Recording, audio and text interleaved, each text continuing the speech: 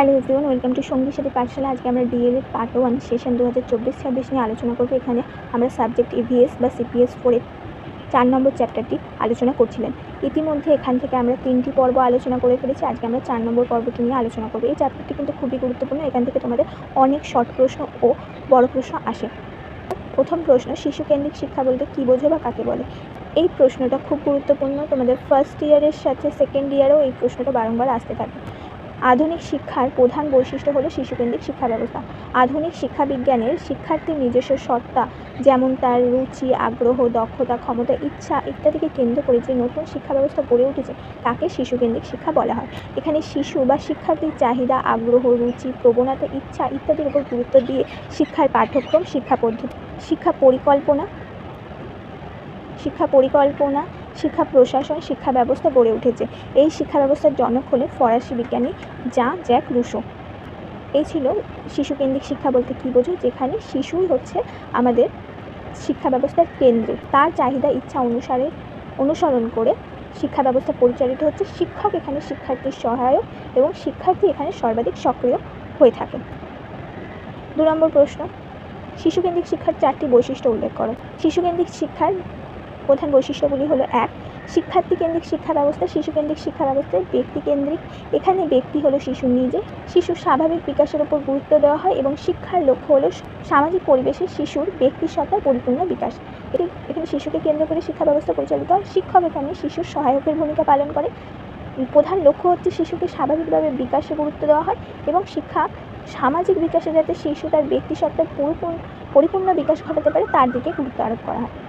2 হচ্ছে সক্রিয়তা ভিত্তিক। শিশুকেন্দ্রিক শিক্ষা ব্যবস্থায় শিক্ষার্থীকে হাতে কলমে শেখানোর উপর গুরুত্ব দেওয়া হয়, অর্থাৎ শিক্ষা ব্যবস্থায় সক্রিয়তা বজায় থাকে।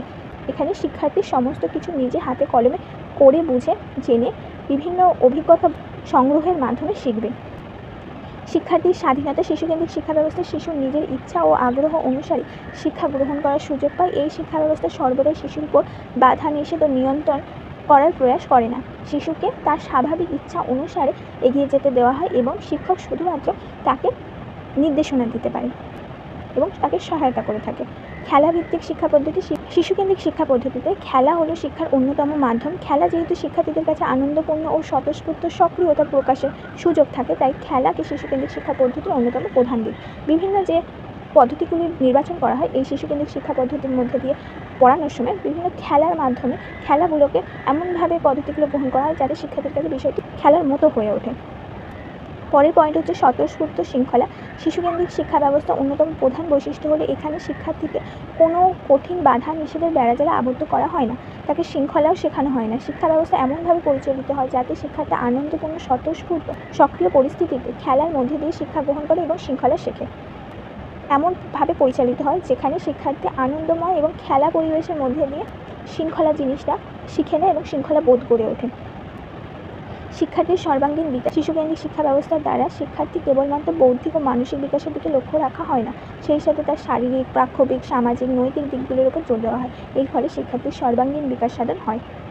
বিদ্যালয় ভবিষ্যতের কারিগর। শিশুকেন্দ্রিক শিক্ষা ব্যবস্থায় বিদ্যালয় শুধুমাত্র শিশুকে 4 দেওয়ালের মধ্যে আটকে রাখার কোনো ঘর নয়। এখানে শিশু স্বাভাবিকভাবে আগামী দিনের দায়িত্ব, কর্তব্য, নৈতিকতাগুলো অতি স্বাভাবিক পরিস্থিতির মধ্যে দিয়ে বিভিন্ন অভিজ্ঞতা, নাটক ইত্যাদির মধ্যে দিয়ে খেলার ছলে শিখে থাকে এবং তাকে আগামী ভবিষ্যতের নাগরিক হিসেবে এখানে গড়ে তোলা হয়। 23 নম্বর প্রশ্ন, আধুনিক শিক্ষা ব্যবস্থায় শিশুকেন্দ্রিক শিক্ষা পদ্ধতির প্রভাব উল্লেখ করো, অথবা আধুনিক শিক্ষা ব্যবস্থায় শিশুকেন্দ্রিক শিক্ষার প্রয়োজনীয়তা আলোচনা করো। শিশুকেন্দ্রিক শিক্ষা আধুনিক শিক্ষাকে প্রভূতভাবে প্রভাবিত করছে। 1, আধুনিক শিক্ষার ধারণা অনুসারে শিশু হলো শিক্ষার প্রধান উপাদান এবং শিক্ষাই হলো জীবন। সুতরাং মানব শিশুর জীবন বিকাশের প্রক্রিয়া হলো শিক্ষা এবং জীবন পরিবেশের সার্থক অভিযোজন ঘটাতে শিক্ষা অপরিহার্য প্রক্রিয়া। মানে শিক্ষা এমনভাবে শিশুকেন্দ্রিক ব্যবস্থায় পরিচালিত হয় যাতে শিশু আগামী জীবনে পরিবেশের সাথে বা সমাজের সাথে অভিযোজন করতে সক্ষম হয়। 2, শিক্ষার লক্ষ্য নির্ণয়ে শিশুর চাহিদাকে প্রধান গুরুত্ব দেওয়া হয়েছে। আধুনিক মনোবিজ্ঞানী ও শিক্ষা মনোবিজ্ঞানীগণ মনে করে শিশুর চাহিদা পরিপূর্ণ শিক্ষার লক্ষ্য হওয়া উচিত। শিশুর চাহিদা, আগ্রহ, প্রবণতার উপর ভিত্তি করে শিক্ষা ব্যবস্থা পরিচালিত হয়। 3 নম্বর পয়েন্ট হচ্ছে সক্রিয়তা।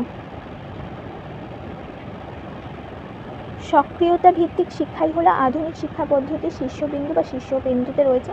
শিক্ষা ব্যবস্থায় শিশু সক্রিয় হবে এবং সক্রিয়ভাবে নিজের কাজগুলো করবে।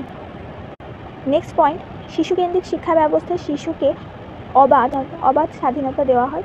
শিশু তার পছন্দ অনুযায়ী পাঠ্যক্রম গ্রহণের সুযোগ পায়। শিশুকেন্দ্রিক শিক্ষা ব্যবস্থায় বা আধুনিক শিক্ষা ব্যবস্থায় শিক্ষক বন্ধু সহায়কের ভূমিকা পালন করে। শিশুকেন্দ্রিক শিক্ষা ব্যবস্থায় শিক্ষার্থী সক্রিয়তার মাধ্যমে শেখে এবং শিক্ষক তাকে সাহায্য করে। আধুনিক শিক্ষা ব্যবস্থার সমস্ত কিছু শিশুকেন্দ্রিক শিক্ষা ব্যবস্থার মধ্যে প্রতিফলিত হয়েছে। লাস্ট পয়েন্ট, আধুনিক শিক্ষা সর্বদা শিক্ষার্থীর সর্বাঙ্গীন বিকাশের উপর গুরুত্ব দেয়। সেই অনুযায়ী শিশুকেন্দ্রিক শিক্ষা শিশুর দৈহিক, মানসিক, প্রাক্ষবিক, সামাজিক, নৈতিক, চারিত্রিক প্রভৃতি দিকের উন্নতি সাধনের চেষ্টা করে থাকে এবং এটাই হলো শিক্ষার প্রধান লক্ষ্য। 24 নম্বর প্রশ্ন, শিশুকেন্দ্রিক শিক্ষা ব্যবস্থার প্রধান 4টি বাধা উল্লেখ করে। শিশুর সর্বাঙ্গীন বিকাশের জন্য শিক্ষাবিদগণ শিশুকেন্দ্রিক শিক্ষা ব্যবস্থার উপর বিশেষ গুরুত্ব আরোপ করেছেন, কিন্তু নানা প্রকারের বাধা শিশুকেন্দ্রিক শিক্ষা ব্যবস্থাকে বাস্তবায়িত করতে বাধা প্রদান করে।